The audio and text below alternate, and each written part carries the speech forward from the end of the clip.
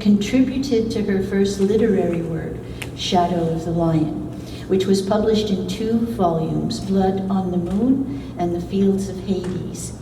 The full novel is also available as a single ebook on Amazon. Ruth's forthcoming 3rd novel, Dragons in the Sky, links the Celts and the Greeks.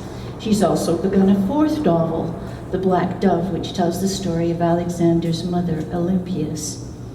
Her travel writing has appeared in many international publications. Her ebook guide, Athens and Beyond, was published in 2015.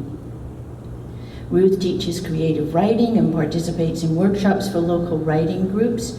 She's a member of the Federation of BC Writers, Canadian Authors, the Writers' Union of Canada, and of course the Royal City Literary Arts Society. Ruth will be reading today from Volume 1 of the Shadow of the Lion novels, Blood on the Moon. We can see how blind ambition and greed brought down a world power. Ruth?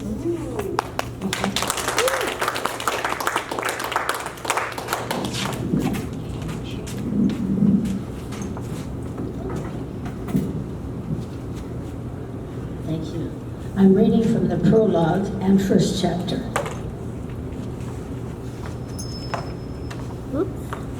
I perish great, and in a mighty deed I shall expire.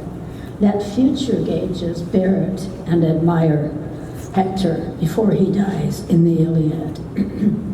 Babylon, the 20th day of moon of Panamos, June 323 BC. In the old palace of Nebuchadnezzar in Babylon, Ptolemy Lagos sat at his writing desk, a page of parchment opened before him. His hand trembled as he picked up the stylus and began to write. An ominous darkness has fallen over the streets of Babylon. Men are straying through the city, not daring to kindle a light. The great Alexander, my brother and friend, is dead. He who shone among us like the sun has robbed us of our light as his immortal soul ascends to a home among the stars. His death brings to my heart such grief it dies within me. He set down the pen and wiped the sweat from his brow.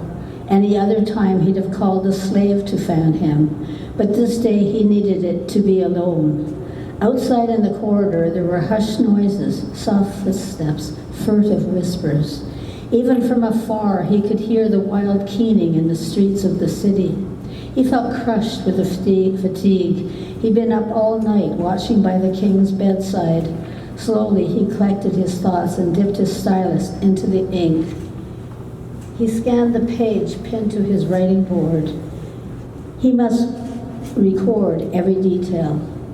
Alexander was ill for 10 days. On the 18th day of Panamos, he attended a banquet, and after drinking a cup of unmixed wine, he fell ill with a fever. That night he slept in the bathing room, and the following day, after his bath, he moved to his bedchamber. The next morning, he had us move his bed to the side of the bathing pool. On the 7th day, his fever was so violent he had to be carried to his sacrifices. The fever did not abate, and he could no longer speak. The soldiers began to riot because they believed he was already dead. So we allowed them into his bedchamber, and they found by his bed weeping. Python and Seleucus went to the temple of Serapis to inquire whether they should bring Alexander there. The god answered that they should leave him where he was. When I looked at him, he seemed to be at peace at last. There was in his eyes a look of calm acceptance. I have wept for him. He was both a god and a man. He will continue to live, I think, forever and ever. His achievements will live long in the memory for thousands and thousands of years. Ptolemy ran his hand through his short-cropped hair and heaved a sigh.